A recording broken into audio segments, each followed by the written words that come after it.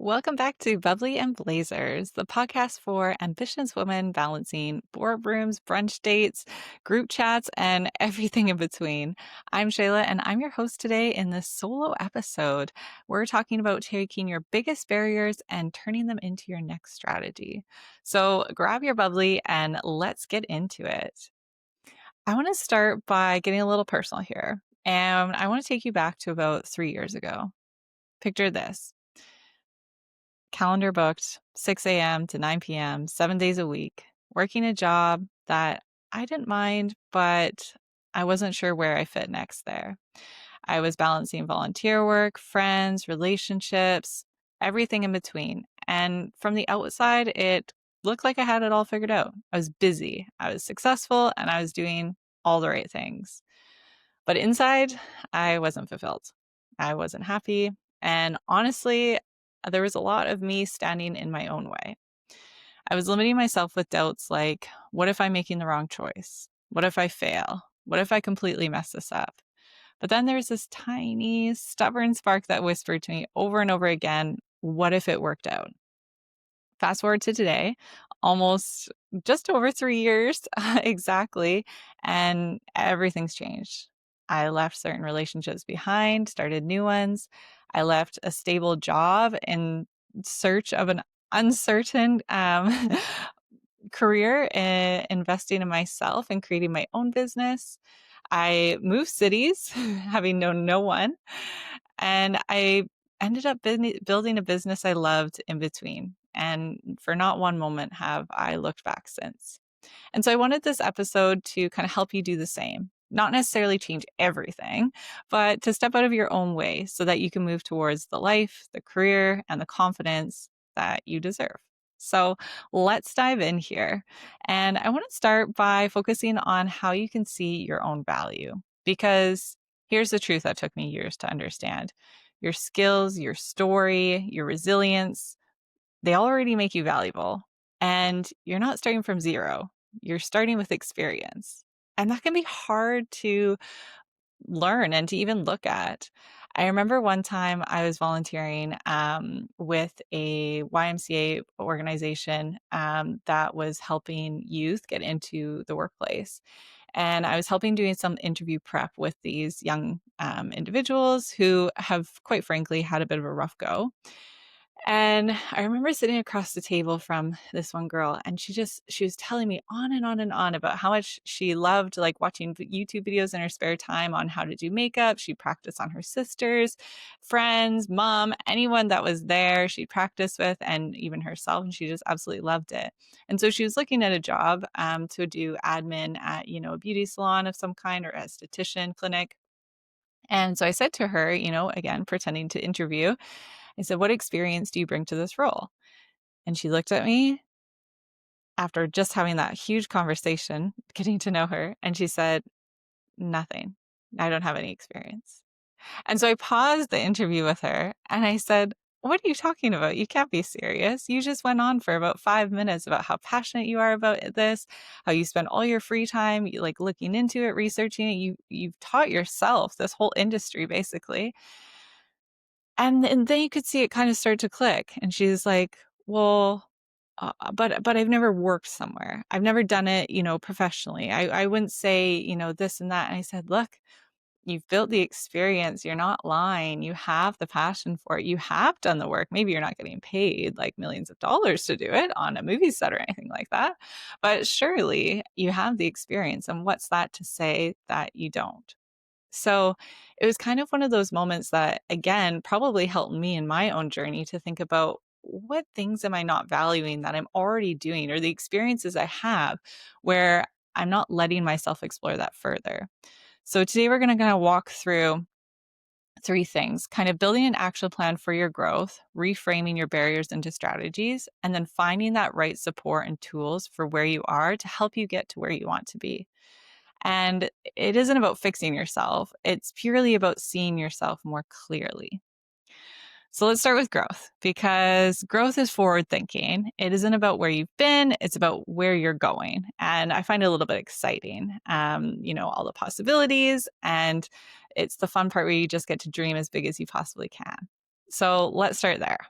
What's one thing that you want to move towards over the next few months? I want you to ask yourself that question and really pause for a moment and think about it. What's that one thing that you want to move towards over the next few months? And it doesn't have to be big. Could be a promotion. It could be a new career path. It could be a certification, a healthier routine, or even something like, I want to feel more confident showing up for myself. So if you're listening, say it in your head, write it down if you can. And I want you to use that as your anchor and kind of your intention as you listen to the rest of this. So let's shift now from growth into barriers and the real talk here.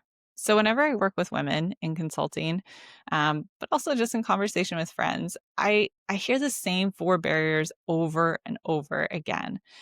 And that is one, confidence. It comes across as, there's people more qualified than I am, or I don't know if I'm right for this role, or there's got to be someone out there that's more qualified than me. Credentials is the second one. So I don't have the right letters behind my name. I've never taken a course like that. I don't know if my experience quite matches what they're looking for. Third is about connection. This would be easier if I knew someone. I don't know anyone in this industry. Those kind of things that you might hear. And then the fourth is clarity. And this is one that I got stuck on for quite a long time is I'm not even sure what the right next step is. So I want you to take a second and ask yourself, which one of those feels most familiar to you right now? And here's the reframe. Barriers are not the end of the road, they're information. They show you exactly where you need to focus next. And so now taking those barriers, how do we transform them into a strategy?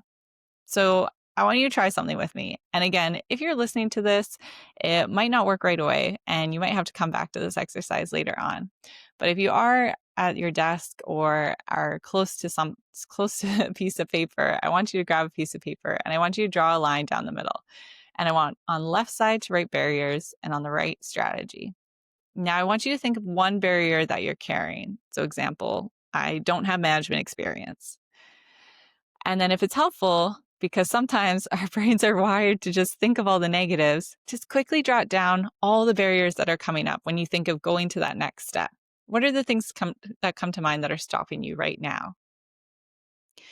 Once you've written down one barrier or a couple, if they just come flooding, let them go. And then start to look at how you could turn that into a strategy. What's one thing you could do that would eliminate that barrier or at least lessen it? So in that example with the barrier I gave, I don't have management experience. One strategy option, maybe I could volunteer to lead a small project at work, or maybe I could volunteer to lead a project within my community. See what happens there? We don't have management experience, but we found a way that we can create it. And so now I want you to kind of use that as you go through the rest of those barriers that you wrote down on that piece of paper. Or if you haven't yet, continue to write down the barriers and then see what's one small thing I could do to overcome this barrier. Turn that direction around, take a step, a way forward. And I'll share with you a couple of really common ones I hear. So if you're listening, you can add value that way. And if you're writing things down, here's a few maybe that may speak to you as well. So one common barrier, is I don't know anyone in my industry. Strategy for that, attend one free networking event this month or message someone on LinkedIn that is in that industry. Reach out, say you're looking to explore some new options and you want to connect over coffee. I had this happen actually the other week. A gentleman in my network asked if he could connect me with someone because they were looking at consulting as a potential opportunity. And I said, sure. I love to meet new people. I love to hear people's stories. And I just think you never know when your paths are going to cross or how you might add value to each other. So I met this person for a cup of coffee.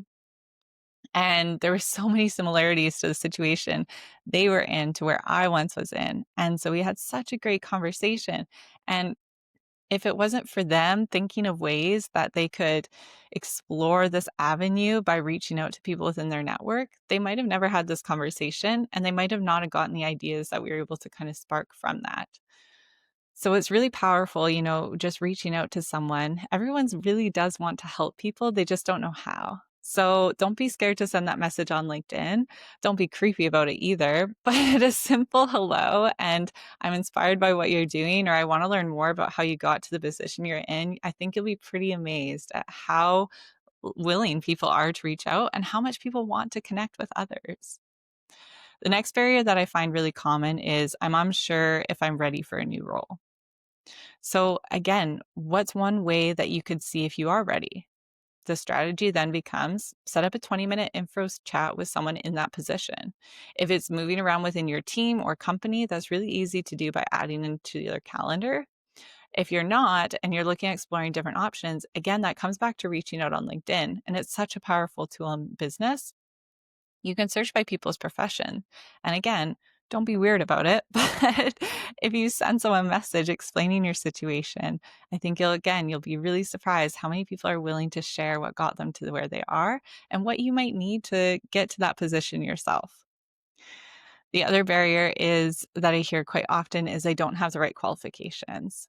And so again, that strategy, although maybe it seems simple, how can you explore one relevant course or free learning platform that will give you some qualification or some experience learning about that? And hey, if you like it, maybe you'll keep going. And if you don't, maybe again, it's another pivot to say, that might not be quite where I want to go. And just like that, overwhelm becomes momentum. And that's what we want to create. So remember, one small step is enough. You don't need to leap. You don't need to have the entire plan figured out. Growth happens with one step at a time. So now look back at that list that you wrote down, all those barriers and strategies. And I want you to circle one strategy that feels the most exciting to you right now, the most doable. And I want you to use that as your starting point. Not next month, not when you feel ready, not when you magically become confident. In the next 30 days, I want you to focus on that one thing that you can do to take that step forward in turning your barrier into strategy. But before you do that, I also really want to highlight that you don't have to do this alone, nor should you. So let's talk about support because I think there's this like heavy romanticization of doing it all ourselves. But the truth is, success is a team sport. And I heard someone say recently, because we were talking about funding for a future project, and I said, well, 100% of zero is still zero. And it was one of those things that, again, when you look at things through a different lens, okay, maybe accepting help somehow feels like a knock to your ego or pride at the end of the day if you can't say, yeah, I built this company from scratch all on my own and blah, blah, blah. But the matter of the fact is, if you leverage someone else to help you build these things, you might gain more value. And if you don't, and your project ends up failing, or you can't get where you wanted to be, at the end of the day, what are you left with? And I think that's something really big right now is we've gone through this culture shift of, there was a huge collaboration team approach. I think the way things have gone over the past couple of years, everyone really kind of went their introvert, became a little bit more introverted and, took it internally and to say that I can do this myself. I want to do this myself. But now we're at this point where I'm noticing, or at least in the circles I'm in, that there's this shift again back to that collaborative approach. People want to help each other. People want to support each other. It can be small or it can be big. And I think the people that really do lean into that and use the people around them to help them and to, leverage opportunities are the ones that are going to succeed the most.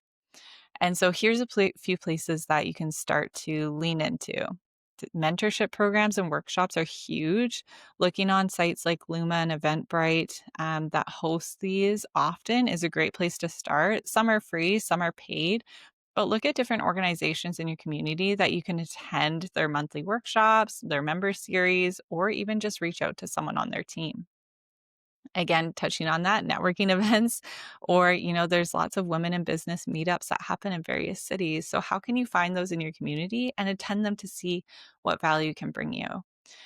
And then, of course, utilize a lot of the free learning tools. LinkedIn has some paid options, of course. Did you know that public libraries offer a lot of free learning? And I think even if you have a library card, I've heard you can get a free premium LinkedIn account. So something to look into there. There's also now so many podcasts, books, online communities, and, really leveraging those to learn new skills, learn more about the topics you want to dive into, and even different industry that you want to explore, I think is huge. And then going back to my point about LinkedIn, and I promise this isn't a paid sponsored from them, although I wish it was. You don't need, or sorry, going back to LinkedIn, looking for mentors, sponsors, or even accountability friends. So, how can you leverage the network that you've already built? Who can you reach out to that might be able to help you along this way? Right? Again, people want to help people, they just don't know how. And so reaching out to someone that you want aspire to be or that you think has some skill set that you want to learn and asking them how they do that, I think is huge. So remember, you don't need every resource. You just need to find the right one for where you are right now and make sure that you use them. So now I want you to imagine with me for a moment. You imagine waking up excited to go to work towards that goal, even if it's small. Imagine knowing exactly what to do when doubt shows up. Imagine trusting yourself. Imagine having all the tools to take that next step and the next one and the one after that. Because I believe you can. And I've seen too many women do it, including myself. And now it's your turn to step out of your own way. So thank you for spending this time with me today. If this episode resonated, send it to a friend who's feeling a little stuck. And if you created your own strategy list, I'd love to hear it, how you turn your barriers into strategy. So make sure to send us a message on TikTok or Instagram at Bubbly and Blazers. And until next time, keep your bubbly mindset, throw on your blazer energy, and go take that first step. You've got this. Cheers.